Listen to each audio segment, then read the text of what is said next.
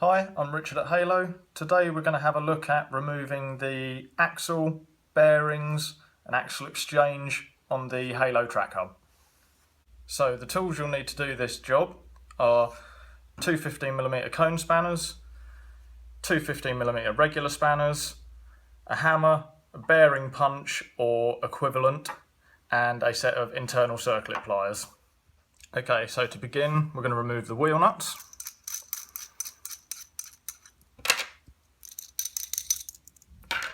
Then you'll need the 15mm cone spanners, and you undo them anti-clockwise against each other. So one cone will become undone before the other. You're looking to completely remove this from the axle, and then to remove the remaining cone you are going to want to refit two of the wheel nuts back to back and lock them against each other. So what I've done is fitted the wheel nuts face to face, and we're going to lock these by just nipping them like so. Now using a wheel nut spanner this side and a cone spanner on the remaining side, we should be able to undo the remaining cone.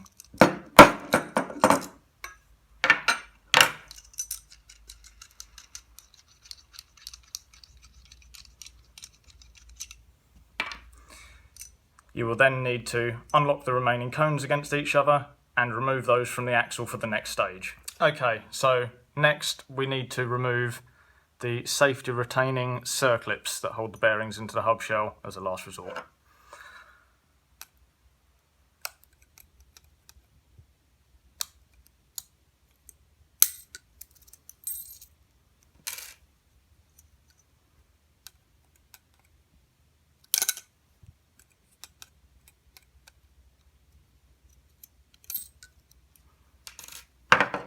With the circlips removed, you will now want a rubber mallet or wooden mallet, and to remove the bearings and axle from the hub shell, you are looking to load either end of the axle, make a choice, and you're going to drive one bearing fully out of the hub shell first. Okay, so to remove the bearing, you're simply going to tap the axle through and it will drift the bearing out the other side of the hub shell.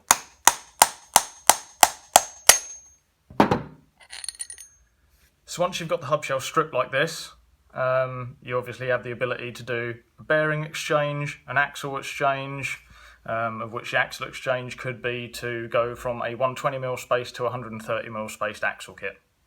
So for reassembly, we are going to need the relevant size bearing punch, a mallet to refit, and for this you are looking to inspect the bearing seats if there is any sign of wear or damage. Your new bearing will require a tap into the hub shell. Okay, so once the bearing is flush with the hub shell, you'll then need the punch to drift it all the way home. For the purpose of the video, I'm not going to do this because it's going to be very loud. I will cut to having it done. Okay, so with one of the hub shell bearings fitted, at this stage you could refit the circlip.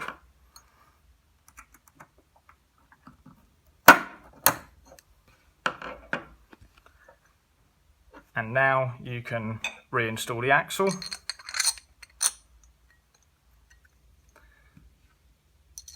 And the remaining bearing. For this, you will need the bearing punch straight away. Again, for the purpose of the video, I'm not going to show me hammering it back in. Okay, so with the second bearing refitted, again, you're just looking to replace that circlip.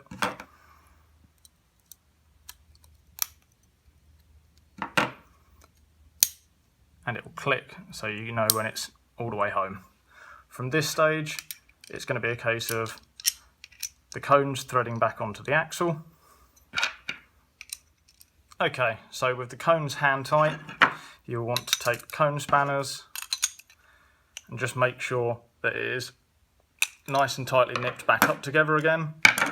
Check to see how smoothly the axle spins by hand.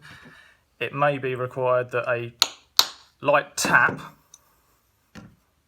from either side just to get everything seated nice and crisply, and at this stage the hub should be nice and free spinning again.